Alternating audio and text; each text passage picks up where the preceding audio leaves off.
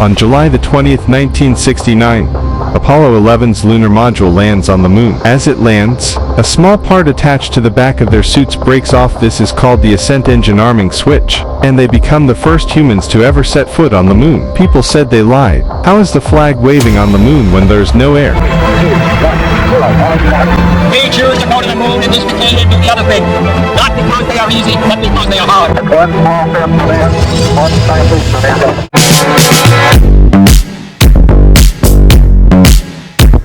On July 19, 1969, after traveling 4 lakh kilometers, the spacecraft reached the moon's orbit, and here the lunar module separated from the CSM module.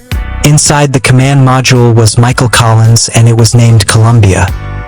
On the other side, the lunar module was named Eagle, and inside were Neil Armstrong and Buzz Aldrin. The job of the CSM module was to remain in the moon's orbit. Only the lunar module would separate and land on the moon. That means only Neil Armstrong and Buzz Aldrin would get the chance to step on the moon, not Michael Collins. Maybe that's the reason why most people don't even know Michael Collins' name, but he was part of the Apollo 11 mission and played a very important role. In the final phase of the mission, the lunar module had to reattach to the CSM module, and without Michael Collins returning from the moon wouldn't have been possible.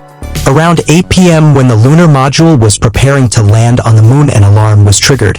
These were alarm codes 1201 and 1202. Despite full training, Neil Armstrong didn't know what this alarm meant.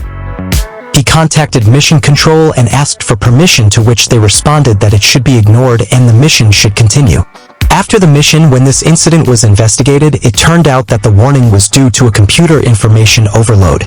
But the computer was so well designed that even after being overloaded, it kept functioning properly. None of the essential or critical programs were aborted. It was designed in a way that the lunar module was supposed to land automatically on the moon. And at about 150 meters in height, Neil Armstrong took manual control, because on the surface of the moon he saw large rocks at the planned landing site. So instead of landing at the original spot, he flew about 3 to 4 kilometers further and landed there. Here, a new problem appeared. The time was 8:16 p.m. and Buzz Aldrin noticed that the fuel indicator was showing only 5% remaining. Seeing such a low fuel level, Mission Control operating from Earth issued a countdown. It was decided that if there was any more delay, the mission would be aborted without landing. When only 30 seconds were left before the countdown ended, Neil Armstrong sent a message to Earth confirming that they had successfully landed on the moon. About 650 million people were watching this mission live. Buzz Aldrin followed Neil Armstrong and also stepped onto the moon. They spent the next 2 hours on the surface. They collected samples of moon dust and rocks, and they also set up instruments for the return journey.